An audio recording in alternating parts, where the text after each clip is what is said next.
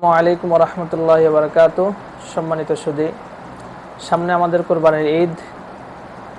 তো আমরা অনেকেই কোরবানি করব আলহামদুলিল্লাহ, হয়তো অনেকে করতে পারবো না। তো কোরবানি কার উপর ওয়াজিব, এই ব্যাপারে অনেকেরই আমাদের জানা নেই। তো কোরবানি ওয়াজিব হওয়ার জন্য কয়েকটি শর্ত রয়েছে, অর্থাৎ কোনো ব্যক্তির মধ্যে যদি এই কয়টি বিষয় পাওয়া যায় তখন তারপরে কোরবানি ওয়াজিব হয়। সেই কয়টি বিষয় হচ্ছে: 1 নম্বর, মুসলমান হতে হবে, অর্থাৎ কেউ যদি মুসলমান না হয় তারপরে কোরবানি ওয়াজিব নয়। 2 নম্বর, আজাদ হতে হবে, অর্থাৎ কেউ যদি গোলাম হয় তখন তারপরে কোরবানি ওয়াজিব নয়।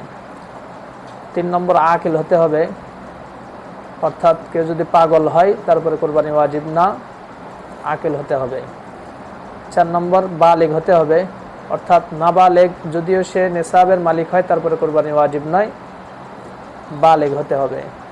5 নম্বর, মুকিম হতে হবে, অর্থাৎ কেউ যদি মুসাফির হয় এবং সে নেসাবের মালিক হয় তাহলে তারপরে কোরবানি ওয়াজিব নয়।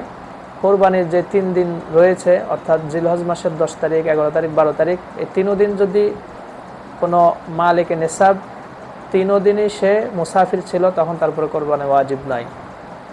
তাহলে 5 নম্বর শর্ত হচ্ছে মুকিম হতে হবে, মুসাফির হওয়া যাবে না। আর মুসাফির বলা হয় ওই ব্যক্তিকে যে কোনো সফরের নিয়তে 48 মাইল দূরে কোথাও যায় তাকে মুসাফির বলা হয়। আর 6 নম্বর হচ্ছে মালিকে নেসাব হতে হবে, অর্থাৎ নেসাবের মালিক হতে হবে। এই 6টা শর্ত যে ব্যক্তির নিকটে পাওয়া যাবে, যে ব্যক্তির মধ্যে পাওয়া যাবে, তার উপরে কোরবানি ওয়াজিব।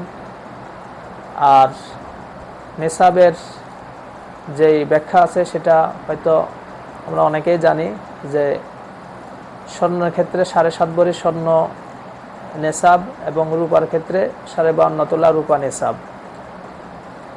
তো কুরবানির ক্ষেত্রে স্বর্ণ, রূপা, নগদ অর্থ এবং এর পাশাপাশি প্রয়োজন অতিরিক্ত যে সমস্ত আসবাব আছে এগুলোকেও হিসাব করতে হয়।